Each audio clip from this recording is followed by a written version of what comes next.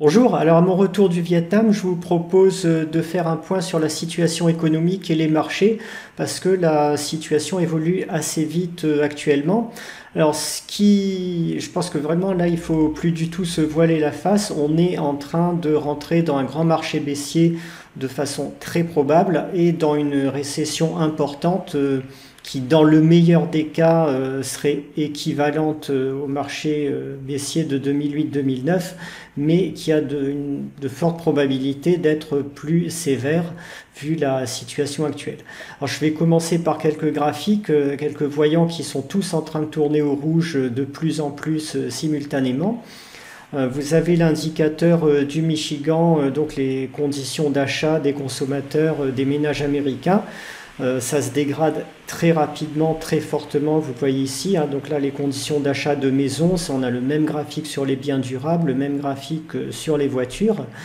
Le sentiment des consommateurs, donc le Michigan Index plonge à son plus bas niveau depuis 40 ou 50 ans. Il n'y a pas d'équivalent de niveau aussi bas depuis 1980. Donc là aussi, c'est une donnée qui est vraiment à prendre en compte. C'est un indicateur de récession qui a toujours fonctionné dans le passé et qui a une portée de court terme. C'est-à-dire que quand il se dégrade à cette vitesse-là, on a une récession à brève échéance qui suit quasiment toujours. Donc voilà, la courbe des taux s'est inversée une première fois, elle est en train de rechuter, donc on va sans doute revenir en situation d'inversion maintenant dans les semaines qui viennent.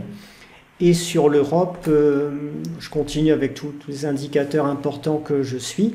On a un début significatif maintenant de dégradation des spreads de taux entre les pays d'Europe du Sud et d'Europe du Nord. Ça signifie qu'on commence à avoir des tensions financières sur le système monétaire européen et sur la zone euro. Donc vous voyez que pour l'instant, le spread de taux entre Italie et Allemagne est déjà à 231 points de base. On était à moins de 100 points de base un an plus tôt, hein, donc il y a une grosse évolution. On est quasiment au niveau du sommet de la crise du Covid au printemps 2020 et on est revenu au niveau de la période Matteo Salvini qui avait là aussi inquiété les marchés par rapport à l'Italie. Donc on est parti pour avoir des spreads de taux de plus en plus longs, de plus en plus élevés. Et si la tendance actuelle se poursuit, vous voyez que c'est une courbe qui a tendance à s'accélérer en plus, on pourrait peut-être d'ici 2-3 mois seulement, se retrouver avec des spreads de taux à plus de 300 points de base. Et là, ça commencerait vraiment à être un gros signal d'alarme. Donc voilà pour ces indicateurs. Du côté des demandes d'allocation hebdomadaire de chômage, là c'est pas vraiment un indicateur avancé, c'est un indicateur quasiment simultané. On commence là aussi à avoir une figure en creux et un début de hausse des demandes d'allocation hebdomadaire de chômage aux États-Unis. Vous voyez qu'on est passé de 166 000 en mars à 229 000 au 4 juin. Bon, c'est pas encore un très gros signal, mais on a quand même là aussi un signal d'alarme qui commence à se manifester. Du côté de l'immobilier, là aussi on a une dégradation rapide de la situation aux États-Unis. Les stocks de maisons à vendre sont en train d'exploser à la hausse. On était à 9 mois en avril 2022. On n'a pas encore les données de mai qui vont très certainement marquer un supplément de dégradation, alors qu'au début de l'année 2021, on était seulement à 4 mois de stock. Donc là aussi, ça se dégrade et le nombre de ventes de logements neufs est en train de se retourner là aussi à la baisse. Là, ce sont que les données d'avril et les données de mai et juin vont indiquer très certainement un supplément de dégradation parce que les taux d'emprunt aux États-Unis, les taux d'emprunt hypothécaires sont en train d'exploser à la hausse par rapport à l'année 2021. Ici, vous avez l'association des promoteurs immobiliers qui donne un index aussi donc de cherté ou de facilité d'acquisition de logements. Et vous voyez que l'indicateur s'effondre et que cet effondrement n'a pas de précédent connu sur les 20 dernières années. Donc ça indique vraiment la puissance du mouvement en cours. Donc voilà pour ces quelques indicateurs macroéconomiques importants que je voulais partager avec vous. Ce qu'il faut aussi remarquer, c'est que cette fois, les banques centrales, et pour la première fois depuis plusieurs décennies, vont aborder l'entrée en récession avec quasiment aucune marge de manœuvre conventionnelle. Elles ne peuvent pas baisser les taux significativement parce qu'au moins en Europe et au Japon, les taux sont déjà à zéro. Et aux États-Unis, la Banque centrale n'aura sans doute pas le temps et la possibilité de les relever beaucoup avant le retournement. Et du côté de la hausse des taux pour contrer l'inflation, là aussi la marge de manœuvre est très faible parce que le système est trop endetté et ne peut pas supporter des taux élevés. Donc on est, à mon avis, face à une crise qui est potentiellement très importante, qui se profile pour les mois qui viennent et maintenant à relativement courte échéance. Du côté des marchés, là aussi la situation est semble en tout cas assez claire. Hein. On est maintenant, je pense, en train d'entrer dans un marché baissier de façon qui est graphiquement explicite. On voit bien depuis la poussée haussière post-Covid, le graphique qui s'aplatit de plus en plus et qui se retourne ensuite à la baisse. Et là, on est sur l'indice SP500, clairement en train d'entrer dans un marché baissier avec des moyennes mobiles à 150 jours qui se retournent à la baisse. C'est un marché baissier qui concerne l'ensemble des secteurs clés. Hein. Si on regarde le secteur des promoteurs immobiliers par exemple, vous allez voir que ça se retourne à la baisse aussi aux États-Unis. Donc on va regarder tout de suite ce graphique-là. Vous voyez que le sommet pour l'indice des promoteurs immobiliers a été atteint au début de l'année 2022. On était à 1750 et on est actuellement à 1157. Donc on a déjà beaucoup baissé sur cet index des promoteurs immobiliers. Si on regarde l'indice des valeurs bancaires maintenant, hein, donc l'indice BKX, le ticker est BKX sur StockCharts, vous aurez exactement le même constat avec une baisse tout à fait significative là aussi. On est passé de 147 à 105, donc un retournement de tendance tout à fait clair. Et évidemment sur les valeurs les plus risquées, les styles techno, là on a des baisses tout à fait considérables qui se produisent déjà. Ici vous avez l'indice Nasdaq 100 qui part franchement en marché baissier. Le Bitcoin évidemment c'est la même chose, hein. Ce sont des actifs très spéculatifs. Les actifs les plus à risque se retournent encore plus à la baisse que les autres actifs. Donc vous voyez ici le Bitcoin qui décroche violemment. On était à 25 000 en partant d'un plus haut à 67 000. Et c'est loin, l'histoire est loin d'être terminée pour le Bitcoin et les crypto-monnaies. Hein. Tous les actifs à risque, que ce soit valeurs techno, valeurs de croissance chères, crypto-monnaies, tous les secteurs à la mode, vont subir beaucoup plus fortement que les autres actifs le marché baissier à venir. Alors, le seul point d'interrogation que j'ai, même parce que maintenant je considère que la probabilité de forte récession d'entrer en marché baissier est d'au moins 90% sur les trimestres à venir, c'est le sort de l'inflation.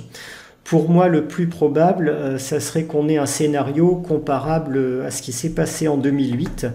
Je vais vous remontrer ce qui s'était passé à ce moment-là.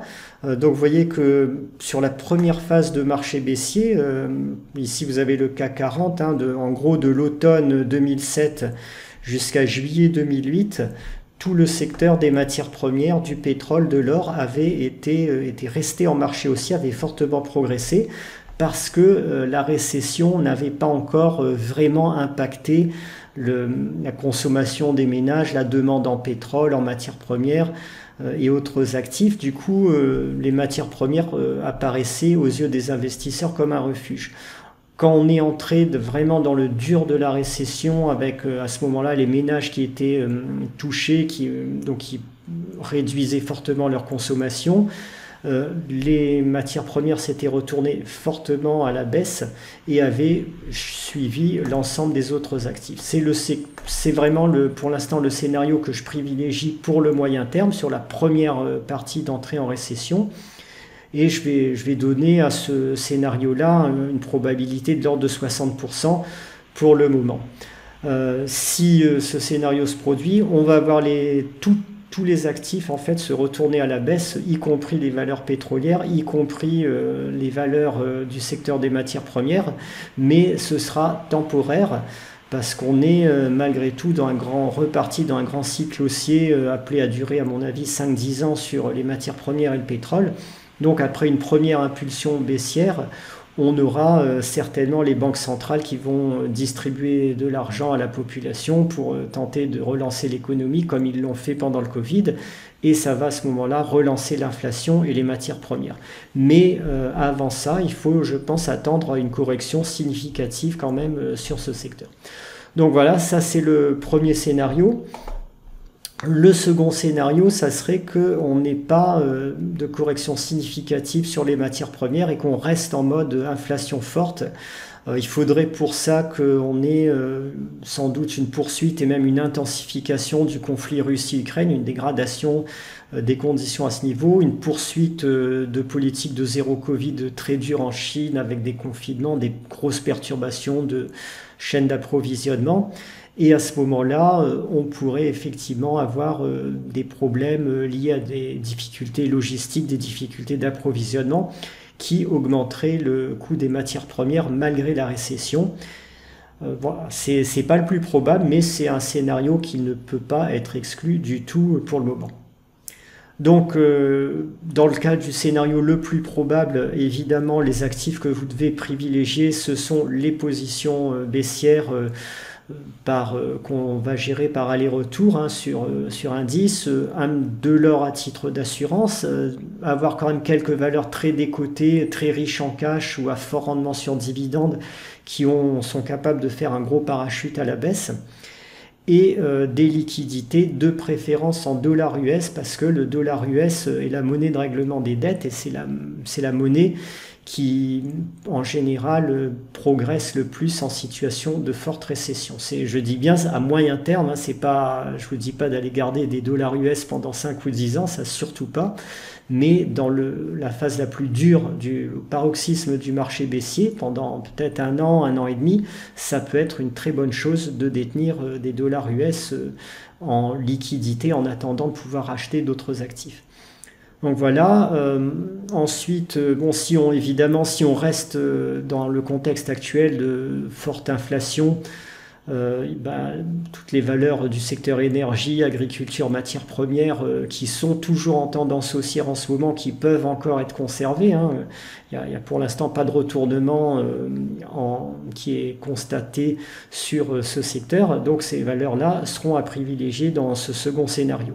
Donc pour mémoire, j'ai mis un scénario 3 miracle que je considère comme hautement improbable, qui serait qu'on assiste en ce moment à une simple correction et qu'on revienne à un marché haussier parce que les ménages US et européens auraient encore un gros matelas de cash à dépenser sur leur épargne qu'ils ont accumulée pendant le Covid, mais vraiment j'y crois de moins en moins et quasiment plus du tout au vu des derniers indicateurs qui tombent.